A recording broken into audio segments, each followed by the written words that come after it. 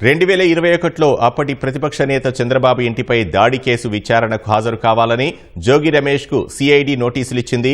ఇవాళ 10 గంటల 30 నిమిషాలకు విచారణకు రావాల్సి ఉంది. మరింత సమాచారం మా ప్రతినిధి జయప్రకాష్ ప్రత్యక్ష ప్రసారం ద్వారా అందిస్తారు. వినోద్, ఈరోజు వైసీపీ నేత జోగి రమేష్కు విచారణకు హాజరు కావాలని నోటీసులు జారీ చేశారు.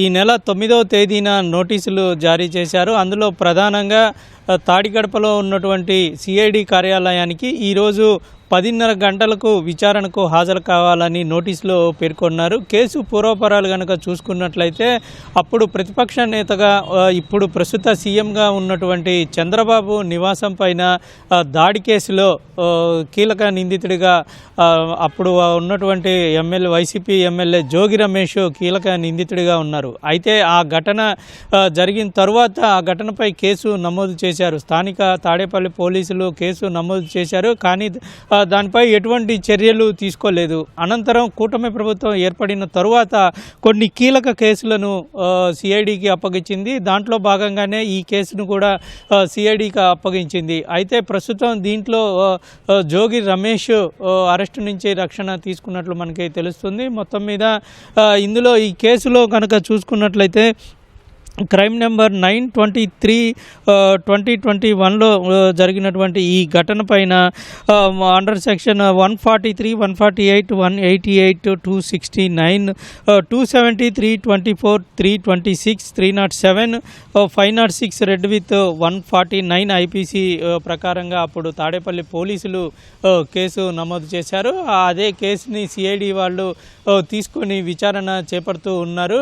2021 సెప్టెంబర్ నెలలో అప్పుడు ఎమ్మెల్యేగా ఉన్నటువంటి జోగి రమేష్ తన అనుచరులతో కలిసి చంద్రబాబు నివాసానికి తాడేపల్లికి వచ్చారు. అక్కడ తాడేపల్లి నివాసం పైన దాడికి వెళ్తున్న నేపథ్యంలోనే ఆ నివాసం ముందు కొంతమంది టీడీపీ నేతలు అడ్డుకున్న వారిపైన కూడా దాడి చేసిన పరిస్థితి ఆ రోజు తెలిసిన విషయమే. అందులో రాళ్ళు కూడా దాడి జరగటము, ఇదంతా చాలా అటువైపు వర్గాలు అదేవిధంగా ఇటు టీడీపీ నేతలు అడ్డుకునే ప్రయత్నము చేయటం, చాలా అక్కడ ఉన్నటువంటి విధులు నిర్వహిస్తున్నటువంటి మీడియా వారి పైన కూడా కొన్ని రాళ్ళు పడిన సంగతి అందరికీ తెలిసిందే. అయితే ఆ ఘటనలో అంత సీరియస్గా జరిగిన ఘటనలో ఫిర్యాదు చేసినప్పటికీ అప్పుడు తాడేపల్లి పోలీసులు అది వైకాపా అధికారంలో ఉండటంతో ఈ ఘటన పైన అసలు తూతూ మంత్రంగా కేసు నమోదు చేసి వదిలేశారే కానీ చర్యలు మాత్రం ఏ విధంగానూ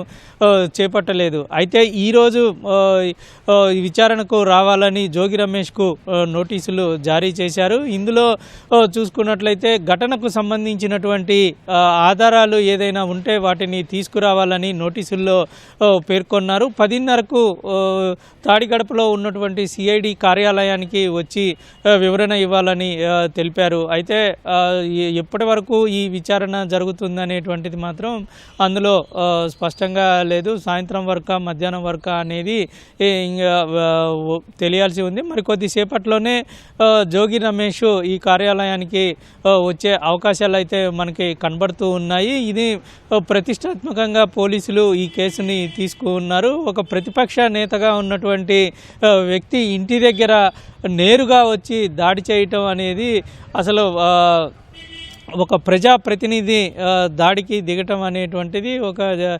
చట్టవిరుద్ధమైన చర్య. ప్రజాప్రతినిధి ఈ విధంగా చేయటం అనేటువంటిది సరికాదు. ప్రజాస్వామ్యంలో ఇటువంటి ఘటనలు చాలా రాజ్యాంగానికి విరుద్ధంగా మారతాయి అనేటువంటిది కూడా అప్పుడు ప్రజా సంఘాలు రాజకీయ నేతలు కూడా తెలిపిన పరిస్థితి అయితే ఉంది.